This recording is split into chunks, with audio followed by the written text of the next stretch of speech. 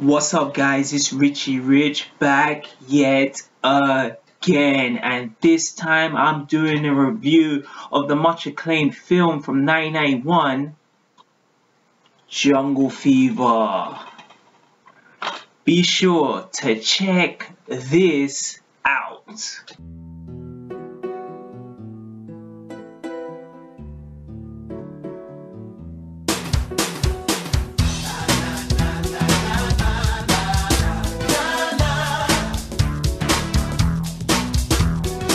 Excuse me, please, Your Majesty.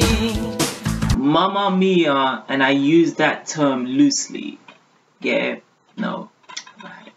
The 1991 classic tale made from one of my favorite directors. Great representation for, our culture is definitely Mr. Spike Lee. So I'm gonna go into, this interracial relationship, more towards later of it, because I definitely want to tell my own experience with the Jungle Fever quota, but anyone who knows anyone knows what Jungle Fever is pretty much. When they say Jungle Fever, it's like the because it was coined in this movie from Spike Lee, and it's obviously the term when you date outside of your race, because you just were attracted to another ethnicity. And so when this movie was basically, I wouldn't say inspired, but it's kind of dedicated to actually real life events. What happened was 2 years ago, before this got released in 1989, Yusuf Hawkins, which was a black youth living in the Bronx, NYC. He had got a real life tragedy, he had got slain because involved with a relationship with a young white girl, and it was basically I think she was from Italian family tree or that one, I'm not too sure on that, but he was involved in that situation because that family had found out that this black, I don't say Umuli, as they say, this black youth was with this, putting his hand in the forbidden fruit. The family acted very angrily, and he basically, literally this is a youth, I think he was 15, 16 years old. He got caught, wiped out. And if you see the start of this movie, the opening montage, it shows it's dedicated to this youth. Because of that tragedy, I wouldn't say it could have been inspired, to basically create this film, because again at this time it was very how can I say, I wouldn't say taboo, but this is very a post-racial, maybe just a post-racial, if we're talking BC, this is JF for Jungle Fever, but it's literally just after. You gotta remember, around this time the Rodney King beating happened a year after. 2 years later the O.J. Simpson case happened, and we all remember the O.J. Simpson verdict, when you had basically black people on one side and white people on the other side, all in place, or all basically because of a black man and a white woman, issues, and that's why it got put to this high. So at this time, racism was very, very much in your face, so to tackle this subject of two races that have been in war, for a while, for the ages, is a very, very very ballsy move, for Spike Lee to put this out. Right, so let me get on to the actors, so wow, so a really super very, very talented actor that arose during the 90s was Wesley Snipes. Wesley Snipes, for me, I've seen a lot of people's takes on what they think of Wesley Snipes up till now and up to this point. In my eyes, he will always be seen as the first black action superhero. He was basically the equivalent of a black Jean-Claude Van Damme. What I mean? He was able to do the action, and I think with a lot of people, they don't know how actually good Wesley Snipes is as an actor. even though he studied in martial arts and that, I mean, he's definitely a trained actor. You know what I mean? So in some ways, I personally think he's actually overall he's better than JCVD. Maybe not in the fighting. You know, I don't know what kind of belt Van Damme's got in. Like he's trademark fighting form. You know what I mean? But like I'd say like acting wise, Wesley Snipes is a very deep conjugated actor, man. He's a very dope actor, man. Like, at this time he had just come off the monstrous hit. I think it was the same year he came off of New Jack City, which him playing Nino Brown, to this day he's still one of the most notorious gangsters ever on screen cinema, you put that, what was it like, always bet on see ya, I wouldn't want to be ya, and sit your $5 ass down before I make some change, he just had them crazy wicked scenes. And the best thing was he brought his personality and swagger into his films, and like with this Jungle Fever, another personal favorite of mine is White Man Can't Jump, which came out after this, and at that time he was dominating the kind of like the action scenes, because I'd say that Denzel was definitely more of like the drama and like the that theater kind of actor, like that leading man kind of actor. But Wesley Snipes was very good of like he could do that, the leading man as he done in this, and he could also be the I can kick your ass in like 20 seconds, and you can't do nothing about it. So like with Wesley Snipes playing the main title lead, the female lead playing opposite Wesley is Annabella Sciorra, and this is like a great, she's a legit Italian actress. She also appeared in like the film with Richard Gere and Andy Garcia, Eternal Fears. Yeah, she was in that.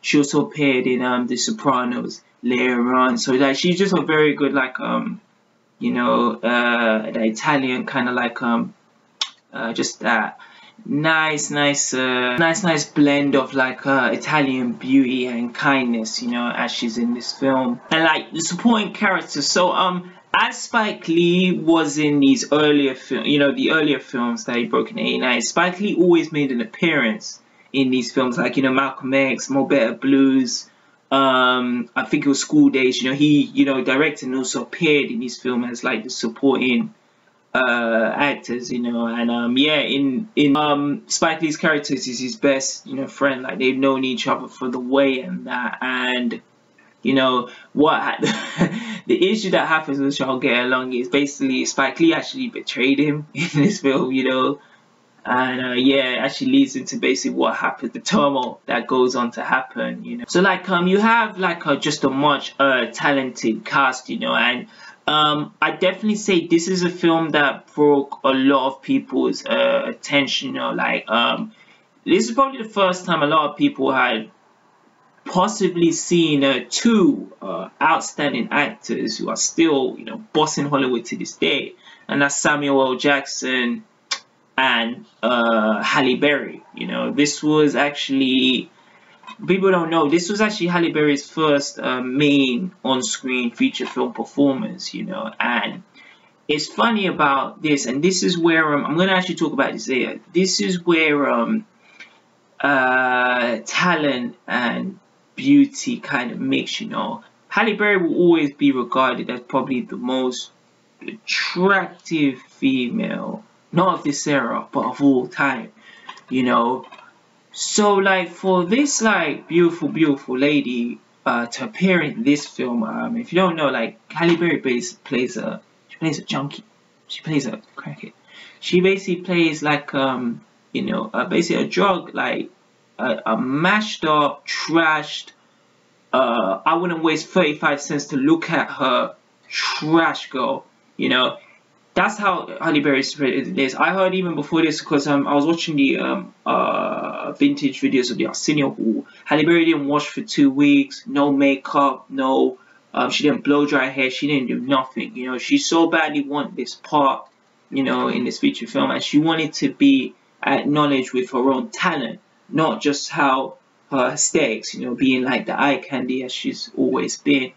So for her to do that in this film, it's just another ballsy move, and you just see how great Halle Berry is as an actress, Like I said, like not too many females, because a lot, like in Hollywood, you're mainly judged for female. It's obviously harder, you know, for like you know, the leading man. You know, for females, it's mainly always for the beauty, you know what I mean, the eye candy, you know what I mean. They want you to always look like that 10 out of 10, stunning. The second like there's no makeup on, they're like, we'll move on to the next one. So for her to do this, like I said, you know, this is how like Hollywood basically saw her. It just shows how she was able to just go down and really dig up this character that no one until since then has ever seen before. And her, you know, tag team partner, which was even more excellent, was my main Cyrus, Samuel L. Jackson, who plays Gator. Samuel Jackson plays a Wesley Snipes' older brother, you know, called Gator, and he's someone who is just, he is completely bottom of the barrel, you know. This is gutter trash, and he basically spent most of his days just getting high, you know, smoking crack, just getting effed up, you know, on just like drugs, you know. And Halle Berry's like his girl in that, you know. So Flipper, played by Wesley Snipes, he's just trying to stay away from him as much as he can. He's like embarrassed, you know, to say that this is my own family, because Wesley Snipes is like a successful, I'll go a bit on to plot. Wesley Snipes is a very like successful like black architect, you know, who's been doing it for years. But the issue is he works in an environment where he's the only black person in his work environment, which this from my personal experience, I've been in these places where I've worked and I've been the only ethnic person. Yeah, no, sometimes not even black. I've been the only ethnic person with in a table with all Caucasians, you know. So the pressure to always be on point and always, you know, make stuff done because you gotta do it by yourself. You always you think they're not thinking that, but sometimes they are thinking that. So like there's always that kind of like you know, worry, like to make sure everything's done right, or else if something did wrong, we'll just blame the black guy.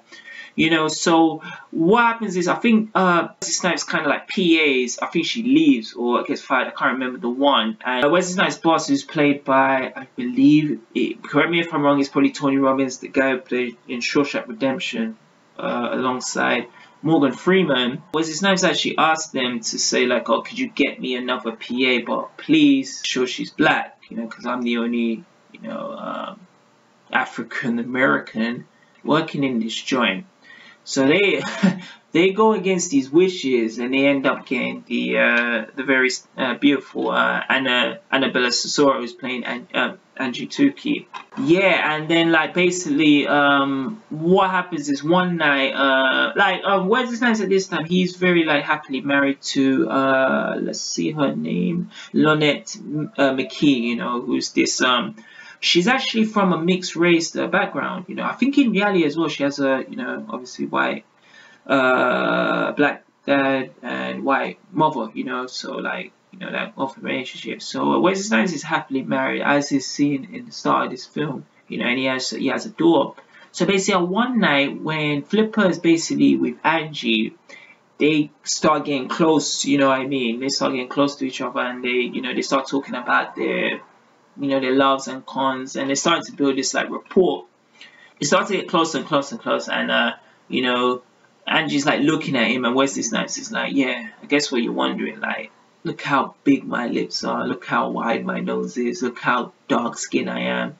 You know, it really illustrates like this curiosity of when like a white woman or even a white person is attracted to a black person, that curiosity, because all the kind of rumors they hear about like how black men are I'm trying to keep this PC, that whole mandingo fetish, you know, like they're more animalistic, you know, like you know, how they like, you know, really bust their, you know, women and that. So I could kind of see this, and probably this is the only I'm the only one who got this, you know, when I could see like Angie looking at Flipper, she was just curious, like, you know, I'm not allowed to date black people, but I've always been curious, you know. So so there's always been that thing, and I think in Wesley's eyes, a Flipper's character, they're always kind of curious about the white women, like, man, imagine like, let me touch that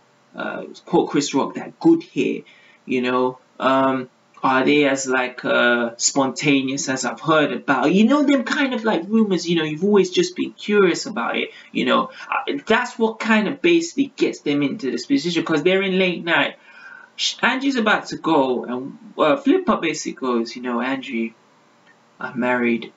I've never cheated on my wife, you know. And Angie's like, okay, then she's about to leave, and like Flipper actually brings her in, and they start, you know, getting on and getting jiggy with it, and they end up spending the night together.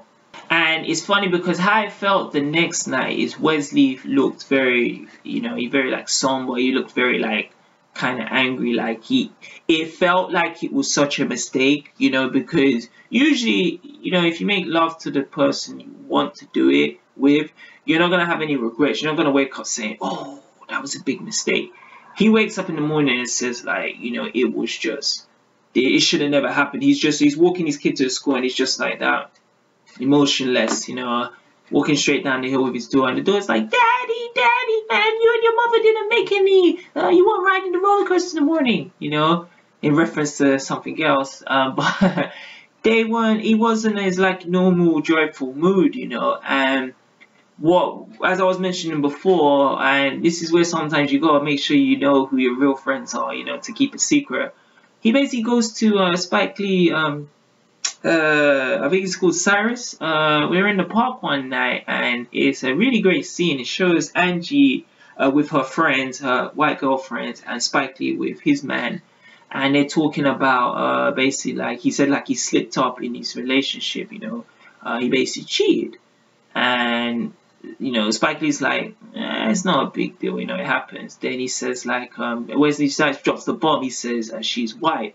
Same in contrast, Angie's character tells the white girlfriends that she cheated on, she cheated on a boyfriend who was, I forgot to mention, John Turturro, who was in Do the Right Thing, you know, Sal's sons, you know, magnificent actor as well. He cheated on her, he cheated on the boyfriend, and what it goes on, like, it shows Spike Lee actually drops the name, you know, both of you got jungle fever, you know. And it was like Wesley Snipes was trying to defend himself, like, you know, it was funny. He says, no, just because I did this, I am very pro-black. I mean, I keep my shit correct, you know. So he's like, even though he slipped up, he says, no, I'm still down with the cause, man. I'm still down with Africa, homie. Then on the flip side, when you see Andrew with his girlfriends, like, one of the white girls is like, you know, it's the 90s, man, and you know, it's totally cool, you know. But then the other white girl, the other, like, that strong Italian, she's like, she's like, I can't believe for the life of me, why would you date a Maury? He's saying, like, it's gross, that kind of thing, like how kind of media has always seen it as like a white woman is that kind of pure, you know, pure kind of holy, angelic woman. Then if you relegate yourself to dating a black man, it's like dating like a demon, kind of like someone who's like disgusting. That's what she basically is in that, you know. But it always felt like Angie actually had more feelings for Wesley, you know, and it's like Wesley was in that kind of thing, because they're both, the thing is, both of them are both nice people, and it's just because of their races that they can't actually be together. You know, as I mentioned, John Turturro, he actually finds out that, you know, Angie basically, you know, was, you know, slipped up, you know, and she basically was with Flipper, Wesley Snipes. John Turturro, basically, there's this fine black woman who basically comes to the store where he works for his dad, you know, and I think she, before she goes to work, she always collects like newspaper, and she always engaged in conversation with John Turturro's character. And then the other Italian bombs who were inside the store that, you know, he works for his pub, they're always saying like, you know, they're always saying like, you should, yeah, you know, if you want a thing, you should hit, but never be seen in the block with it, you know. And it's funny he said that. It was always, what I got from that was, I think subconsciously white men have always wanted to taste hot chocolate but not want to be seen with it, you know, because if I touch on a bit, like even with it, if you go many years, it's even been documented in slavery times.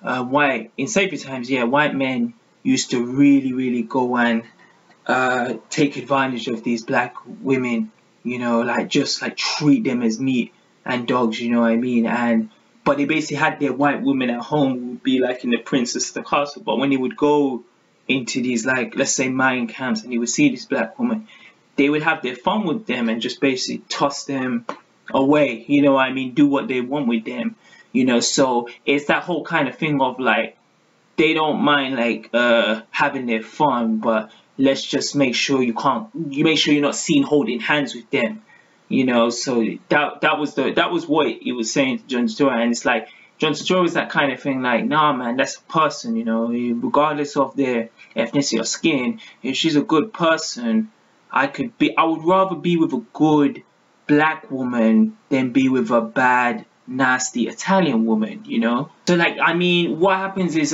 basically Spike Lee's character is playing Cyrus. He tells his wife, and we all know how women talk.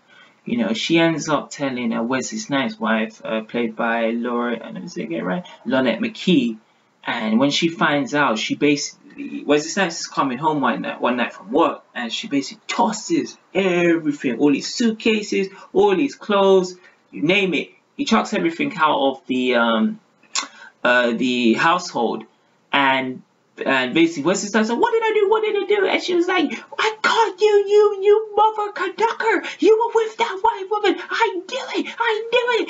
You should be ashamed! I never want to say you! I hate you!" So it's like all that, and the whole neighborhood finds out what Wesley Snipes is doing, and he basically gets kicked out of his place. And this is where like the real like spiral starts to go, because at this time, Wesley Snipes probably with nothing to do, because sometimes when you've already kind of like, and this is talking from my experience, when you've actually gone through a very difficult breakup, sometimes the last thing is you want to really be by yourself. Sometimes it's actually good to have like a shoulder to cry on. So because of that, Wesley Snipes actually does. You'd think after he messed up, he would just be like, "No, I'm not. Forget this white woman."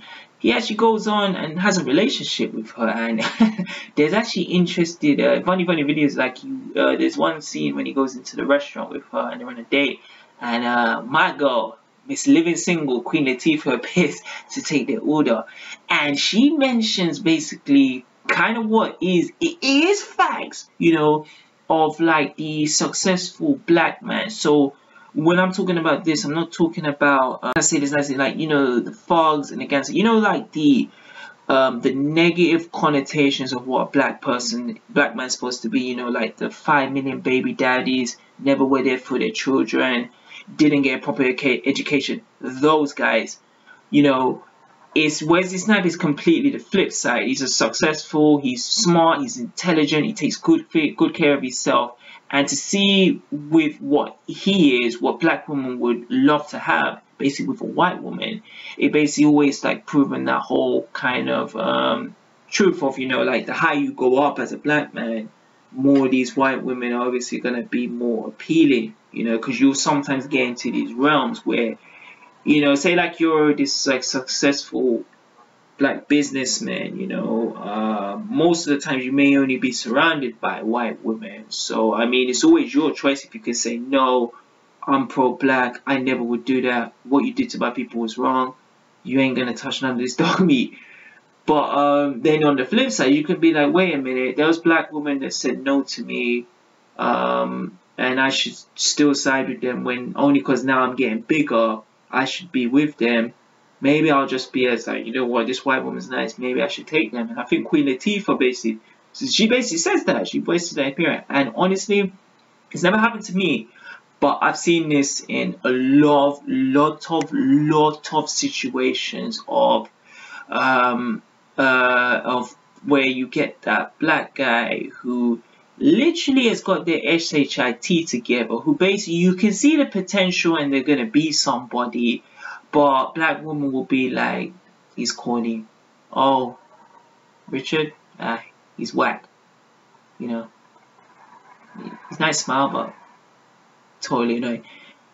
if it was them, if that person was, if that black man was able to actually accumulate some success, those same black women would be like, well, why are you not dating one of these sisters? You know, it just me, and like I can say, I've seen this with my own two eyes. You know, I've seen it in many occasions, and that. Yeah, so like as like the movie like goes on and progresses, you just kind of see the struggles of the interracial relationships. You know, there's one crazy scene that I think Wesley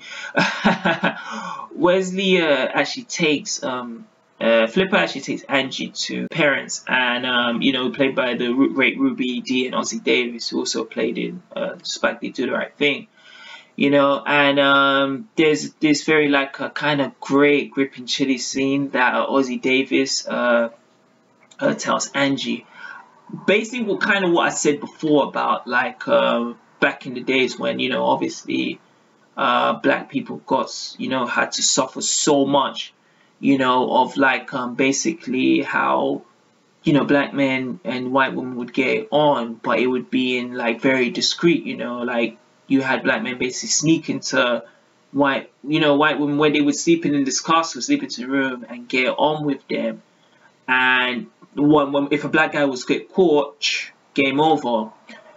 And then it was that kind of thing of, because like I said, it's always been that kind of thing, you know, because I'm African, and honestly, I've seen it with myself. You know, there is this kind of like animalistic behavior with some black guys who they always gotta have it. You know, it 10's never enough, you know what I mean? So that's why most of the times you go there, they've got 10, 20, 30 wives. You know, it's always been like that. It's in their DNA, you know, so they can't even go sometimes like, you know, an hour without getting, you know what I mean? So it's always that kind of like curiosity, you know, where sometimes like the white woman would be with their, and obviously David says this to Angie, the white woman would be with their white partner, but she was always wondering, these like, you know, black guys are so strong and so masculine, how big is it? You know, so that curiosity. And basically Ossie Davis says, I feel kind of sad for you, because here we are now in the 90s, and you're still doing this, but I don't blame you. As for the black man, all I have is deep sorrow, you know. And then he leaves the table, you know, just out of disgust, you know, because even the great Ruby Dee said like to Angie, oh, you do know my boy is married and he has a daughter. And she goes into the kitchen and she just goes, ah, you know, because it felt, you know, because again, they were at that age that probably their great parents, you know, like at this time, I think Ruby Dee and Ossie Davis were approaching late 70s, early 80s. So they were in the time when they saw like a fountain that said, why only, you know, and they're all like, you know, obviously like the Rosa Parks sitting down, you know, obviously black people can't sit down. So they were from that time, you know, of, you know, fighting for equal rights and justice. So for them to bring like basically sleeping with the enemy, it really just broke, you know, both of their hearts. It's like that's what I'm saying, and like I said, flip side on this, you know, there's actually a great scene, you know, I'm telling everyone, honestly, try check this out scene. There's this kind of round table scene that they have Lonette McKee, Spike Lee's girlfriend, Spike Lee's wife in this, what's her name? Teresa Randall appeared in Spike Lee's other film, Girl 6. They have these this round table of black sisters, and they basically talk about situations that's basically going to now, man. This was in the 90s, but it's going on to, you know, to this day. And they were saying about that kind of whole fetish of the black man and white woman. I'm gonna confirm this because again, I've seen it from my own experience, and I've seen it. You know, I used to work as a bouncer in a nightclub, you know, so I've seen white girls tipsy. They basically said how white girls are very like easy, basically. It'd be like a guy, where's this nice good-looking guy like that, successful man. Where with white women is they don't waste like the time of day, basically to say like, look, this is yours. I want you. Let's do it now. You know, so they're more like, how can I say, like, flirtatious. They don't wait for tomorrow. They want to get it done now. You know, they don't. You know, with what I found out with that, like that, and from my understanding, white women don't have too much morals. You know, you're not gonna get too much white females going to church every Sunday. You know, or waiting to be celeb. You know, rare occasions you will, but most of white girls, from what I've experienced, have got less morals. It's more like, I just want to have fun, you know, I'm gonna YOLO this life, you know. Whereas, you know, black women is like, you know, from, and I'm not saying all, I'm just saying from some experience, some of them times they always kind of, they wait it out, you know, and it's like, even if they see a nice guy, like Wesley Snipes, you know, like, they sometimes don't want that. Sometimes they only want a guy who's and I'm saying it. They sometimes want just a fuck. They want like a Future. They want a Travis Scott. They even want to wait that lame guy Yeezy. They want them guys. You know, that's sometimes what's the appeal. Like the fuck. You know, and sometimes, like I said, sometimes these fucks, like most of the times they ain't gonna do anything for the actual female. It's just basically for, you know, oh, I'm going to this like kind of party, but look how bad my BITCH is, you know.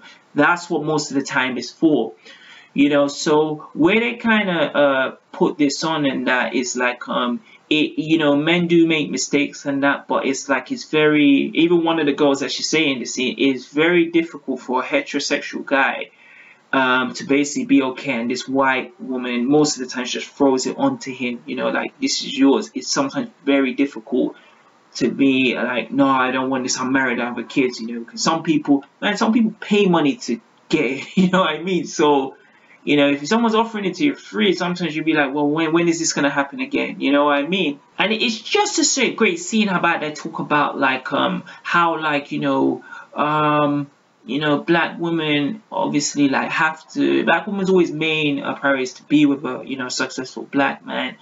Teresa Randall, as she goes on this kind of run, like, she doesn't mind if they're white, blue, green, orange, yellow, you name it, as long as they're a good man and they can provide for a family, take care of my children Sunday, that's okay.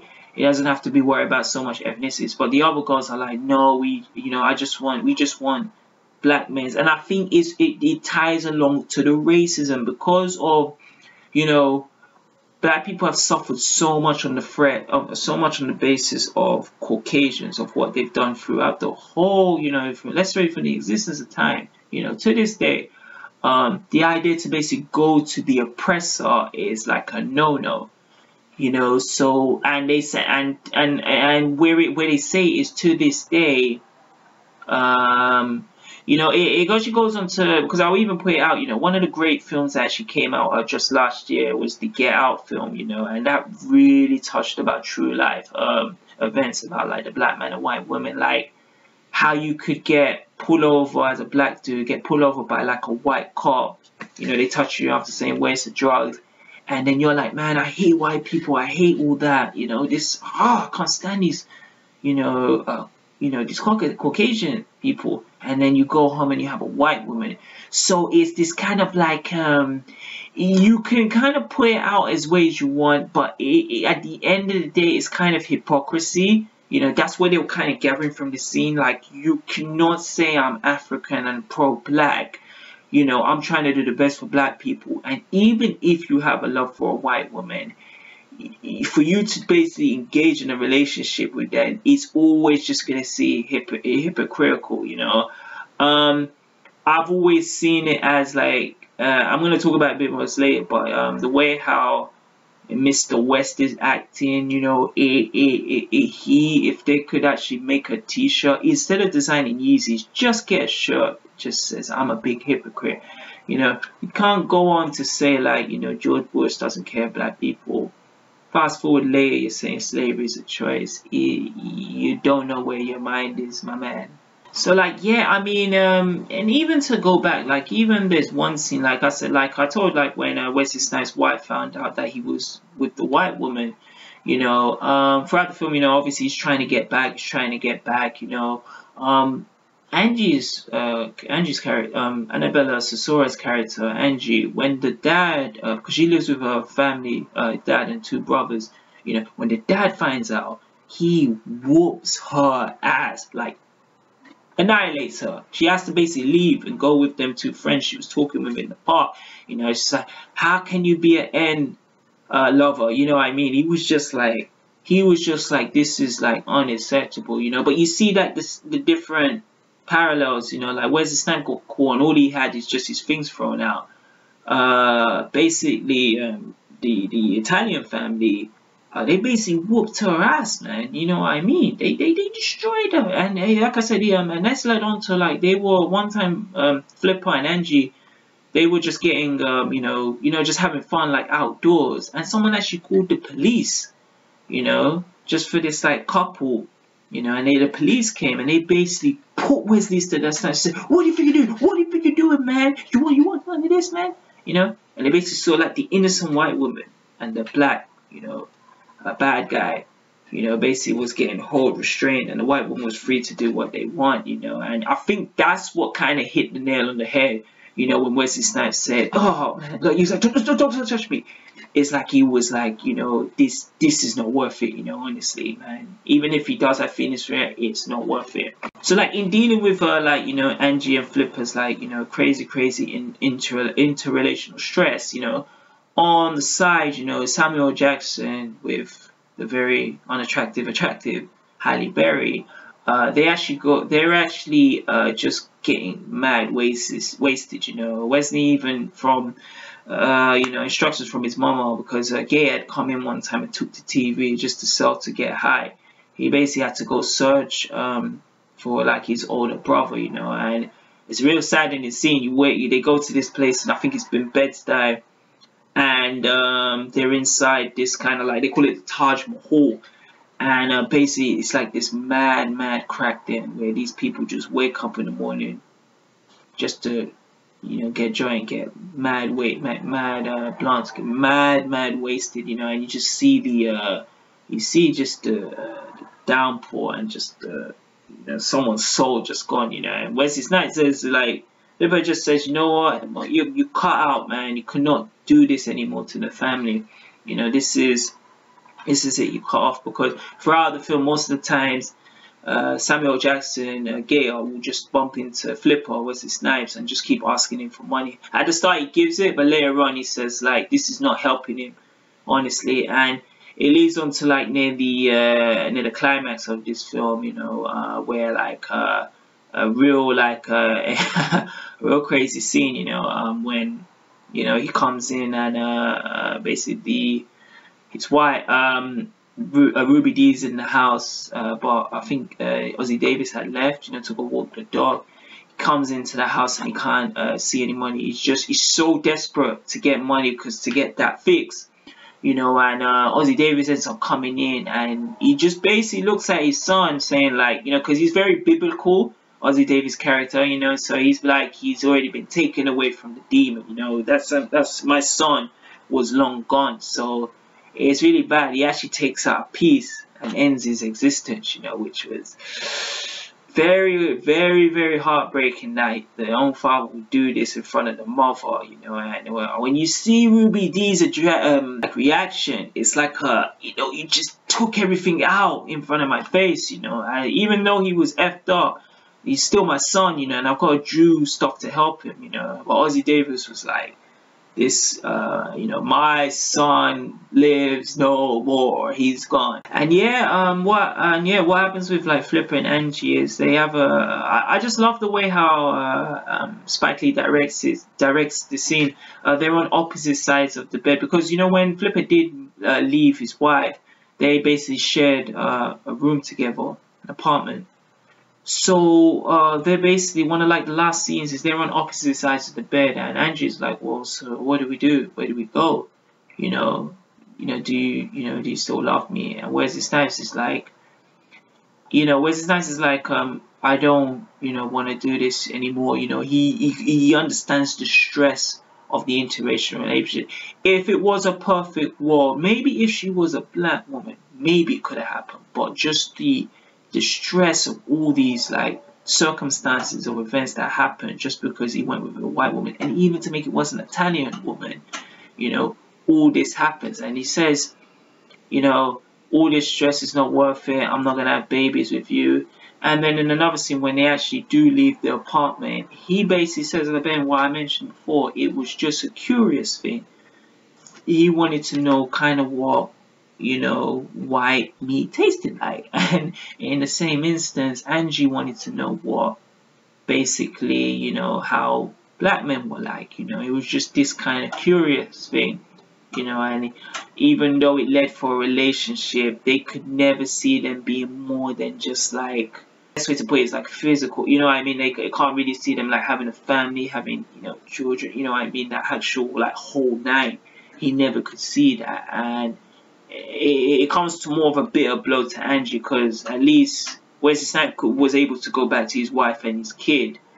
And Angie, because Angie was with John Turturro's character, John Turturro, as he left her to go be with the black one, he gets his ass beat for doing it, but he ends up going to the that one. So Angie actually, the whole equation, Angie actually suffers main of it, you know. She lost the man like she loved, and the boy, John Turturro, who she was with before, she couldn't have that, and she basically has to go back to her dad's house, you know, with her brothers. And, you know, Wesley Snipes basically goes, you know, back to his family. Right, so let me actually get on to the soundtrack, you know.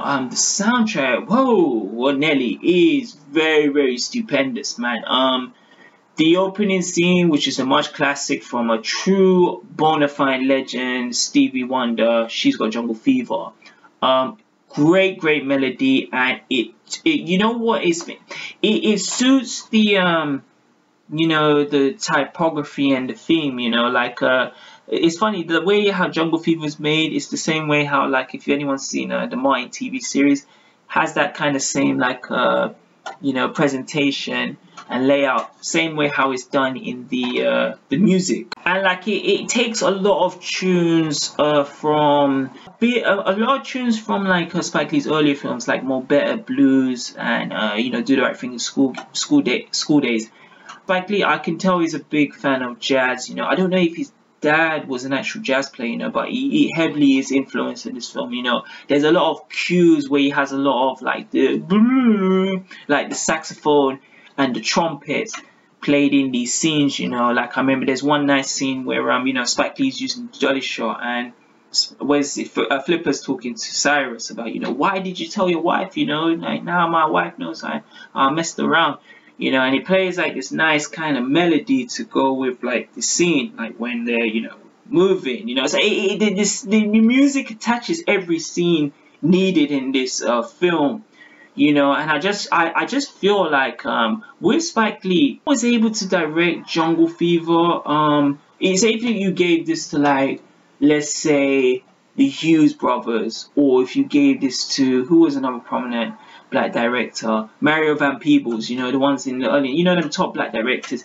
it would not have the same effect, you know. I just feel like the way Spike Lee is trained how to like visually, you know, attach scenes and the right type of music, I think he's the only one who could do that. And he was more than demonstrate in Malcolm X and Do the Right Thing, you know, of just the way how he blends that symphony, them tunes, into the right scenes, you know. Sometimes you can't just, and I know this because I've done a lot of editing videos, you know. I've done like where I've already seen like a video and say, okay, what music can attach to that, and it will be the right one, not one that may work or won't work, one that will be the right fitting one, you know. And I feel that Spike Lee definitely has this gift. So boy, oh boy, man, Jungle Fever, who would I recommend this to? Right.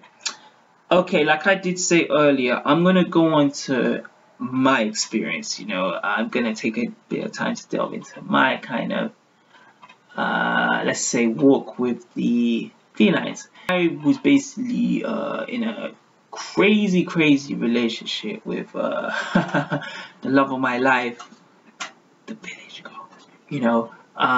Basically, in my books, was like a 10 out of 10 stunning beauty. The only issue is that the village girl, in all intents and purposes, was evil, Pussy, you know. And after all the stress and all the, you know, turmoil that this village girl put me through, because I'm originally African, and you know I've not had through my like day in history, I've not had any serious relationships other than a black woman. You know, like in my book, like I said, the first woman that I've ever had like a big crush for was Naomi Campbell. You know, she's still my baby. You know, like I've always wanted like a woman that basically looked like Naomi Campbell. You know, so basically to get this like a village girl and to find out, you know, how she was really like, you know, how she messes about, how she was untrustworthy, lying directly into my face, it kind of changed my I'd say that kind of my opinion of like me being obviously African American. No, I'm joking. Me being you know, I'm a black dude. The idea of that, oh, I have to be with a black woman just because of, you know, what I am, you know, rather than finding someone who's actually good for me, who can actually trust me, who will be there for the, you know, for the good moments and also the bad ones, you know, because relationships go up and down. You need someone who's going to be there in your lowest point, because why I mentioned the village girl, when I was in my lowest point, she was the one still throwing shade at me. She was the one saying like, you know, she wasn't on the rich team, you know, when I thought she was, you know. So like, you know, to have basically like the love of my life, basically like just like, you know, basically just say you ain't shit, and you know, to because I always say this, and this is from my own experience. I always say this from when before I was with the village girl. Before that I was only like, you know, nah, I cannot. It has to only be black. It has to be black. I still am that. I'd say it, but before then I was 100%. Now I'm kind of like 50-50 because I've always said, and even people around me have said, man, if I had ended up marrying and having that family, it would have been a mistake of a lifetime. And it's like I felt like I had to do that because she was a black woman, and most importantly, she was from where I was from.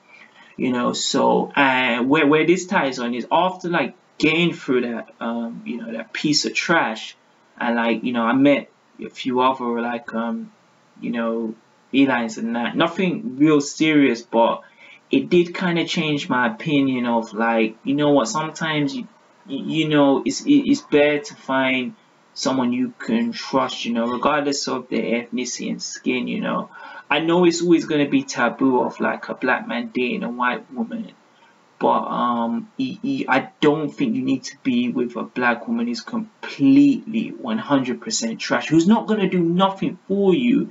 Then if you've got like, maybe if it's an Indian woman, an Indian woman, like a white woman, a Chinese woman, a Mexican woman who it has all them same qualities. It's beautiful, you can trust, you know, qualities like you can trust, they're beautiful, they actually care for you. You shouldn't go to them because of you're a black person. You should be loyal to your race. It is true, you know, I've seen it, you know, I've traveled many places and I have seen it with the world. The black man is most always likely to date outside of their race opposed to the black woman. You know, that happens more cases than one, you know. And most of the times when you ask black men why they do it, because they'll say, oh, you know, black women nag too much, they make you work too hard. You know, there's even scenes in movies and TVs, you know, one scene even in the Spike Lee film He Got Game, Rick Fox character, he says the exact same thing, you know, of like black women's you know, bad kind of qualities, you know, that they couldn't understand that, you know what I mean, it was too much stress, like either they were in charge or I was in charge. So I had to, you know, I had to be like, you know what, instead of needing the stress, because some men just want to be men, you get what I mean, it's man and woman, not woman or man, even though some people do that, but I'm saying anything we like, man, but like, some men want to be the captain, you know, be the man of the castle, you know. So when you've got a man and you've got a woman who's basically like shouting at the top of their lungs, and I'm talking from experience, and basically saying we're on the same level when they're not, you know. For like instance, the village girl, I was working, she didn't work, but she would talk to me in a way that I was beneath her, which I never understood, but it's like I had to bear that because I deeply cared for that. You understand? And then And then I fast forwarded to another kind of like episode I had where this girl was cool to me, would bring food to me, cook for me, and just treated me like I was literally like I'm the man, you know. You know what I mean? I mean, I am man, you know. So it was just a kind of thing, and like I said, that the village girl was brand Nubian. This girl was cooking for me. She cooks for me.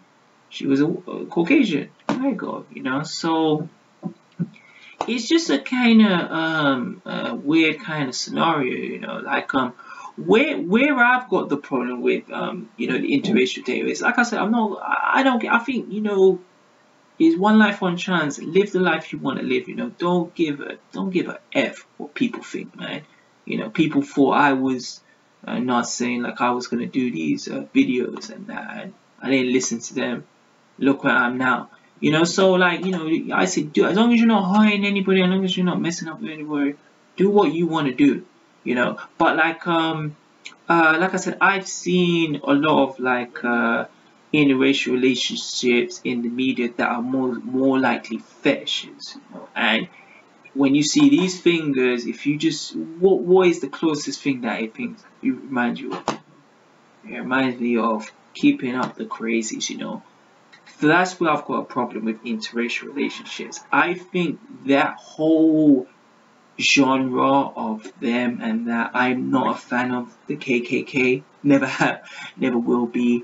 I think they're one of the biggest problems in this century of like women now thinking because if they're popping on a phone that they're in the same level of even like a Wesley Snipes or Spike Lee, or like you know, I was even talking about Halle Berry, you know, someone who actually genuinely has talent to someone who's just aesthetics, you know.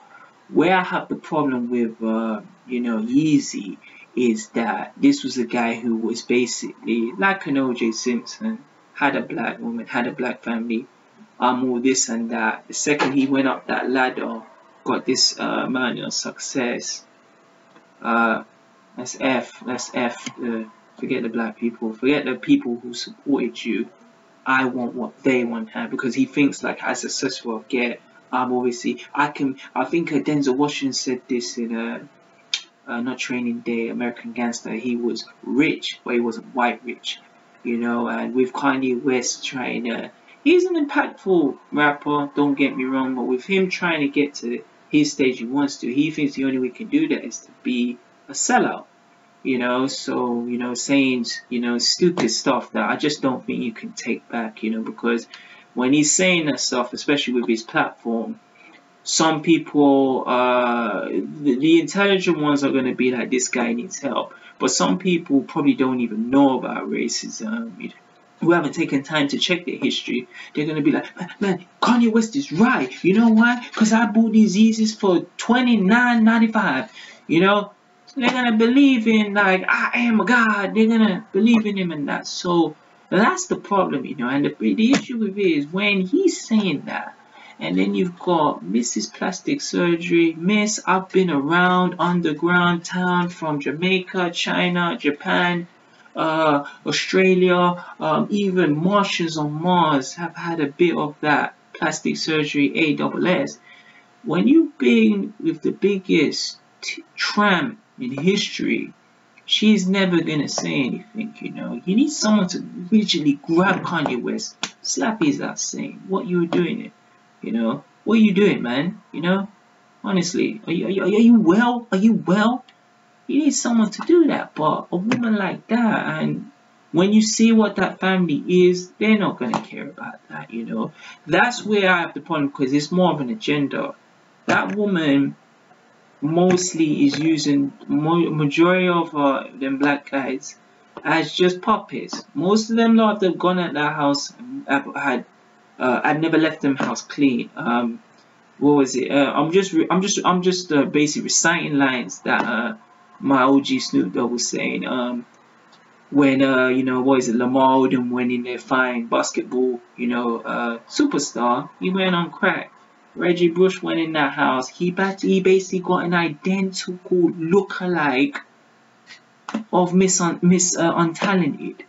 you know, and then you got this guy saying, you know, oh, you know, it's a choice, you know, it's a big problem. So that's what I've got a problem with. Like, there's sometimes, like I said, black guys can date white women, and that's cool, you know. I think if they do that, get them into the culture, you know. Still understand at the end of the day, even if you're not lovers, you regardless. I hate that BS when they say, well, we all bleed the same. Forget that, because the way you look, you try to say that when you get pulled over by the cops, you know. You try to tell them that, because unless you've told them that, you don't know what you're talking about. But you gotta understand that if you are the black guy and you're dating a white woman, you gotta get them into the culture. Take them to Africa, man. Let them know where you originally come from. You know, tell them what jollof rice is. In fact, get that spoon and put it in their mouth, let them eat. But like, you gotta make sure you understand the actual ethnicity, you know, because it's a contrast of culture, you know. And I just think a lot of these guys, because now we're in this era of, you know, and this is why I have the biggest problem with, you know, the KKK, because of now they're basically trying to, and I'm not saying this has been, but it's the truth. Basically now they're trying to steal, steal like notable like physical traits that were only for like you know, sisters, you know what I mean.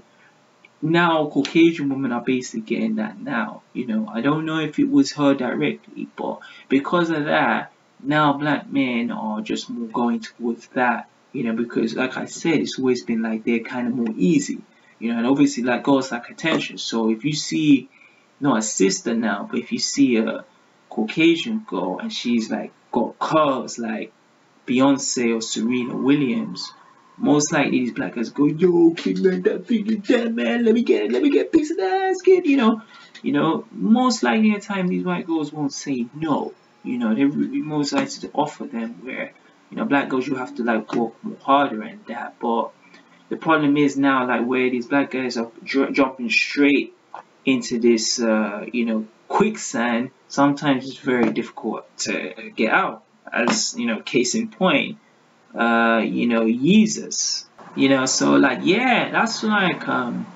you know, that's like my main thing. I would you know what would be a good I would encourage like, all right, like what I'm saying, I recommend this to. I would encourage any couple right now is in an interracial relationship. Most importantly, a black man and a white woman. I encourage them to watch this. Not next Thursday, not next month.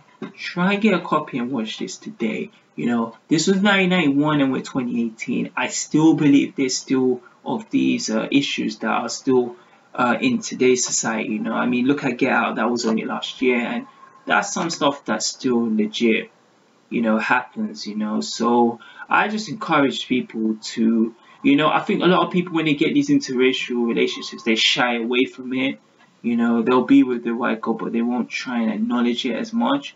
You know what I mean? So I think, like, yeah, you've got to understand, man. When, like I said, as you see on this nice, like, you know, you know, the image of like the, you know, Flipper and Angie holding hands. You know, it's two different, still under the same humans, but it's two different races. No matter what you look at, when you fill in job applications and say which ethnicity you're classified as, you know, it doesn't say we all bleed the same bread. You know, so cut that out, man. If you want to be together, understand each other. But yes, sir, that's my review on Jungle Fever, one of Spike Lee's. I would actually say, man, of Spike Lee's top films, this would definitely be up in there. This is it's actually a very comedic film as well. There's a lot of, like, I've never busted up so much laughing on this film. Serious film, but obviously not as serious as, like, you know, Do the Right Thing on Malcolm X. You know, this is a very like comedic film and that. So a lot of people would find this very entertaining and enjoyable. But yeah, if anyone has already seen Jungle Fever, already gonna see it, let me know what they feel about it. Let me know, like, you know, some of the stuff I've said, you know, if you agree or disagree about it. You know, we can have a conversation. I really would like to encourage anyone to, if anyone has, you know, been as a black guy, you know, if anyone has been with a white woman, yeah, tell me your experience is about it, you know, because I think more people need to talk about it, you know, because I think You know, what we don't want to do is get these black women just angry, you know, for no reasons, you know, and that's not going to be good because, you know, Richie Rich always needs his jollof rice. So guys, that's my review. I almost dropped the damn thing. That's my review of Jungle Fever. Stay tuned for my next review, which will be coming very, very soon. And this is from Spike Lee. Peace to fingers.